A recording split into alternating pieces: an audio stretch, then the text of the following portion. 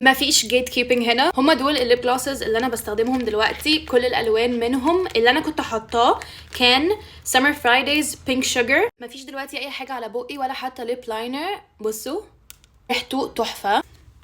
This is how it looks.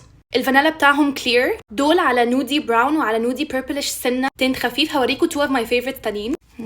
ده اسمه بوبي وهو مش فاقع بس هتفهموا حالا. It's more of a summery color. ثانية هجرب لكم الشيري. صراحة ده أول مرة أفتحه فعايزة أشمه لأن كل السنس بتاعتهم قوية قوي.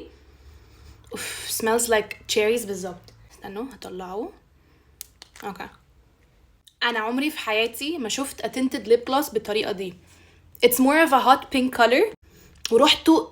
ريحته تحفة. Summer Fridays دول أنا كنت جايباهم مع واحدة صاحبتي من أمريكا لأن هو مش متوفر في مصر ولا في السعودية ولا في دبي ولا في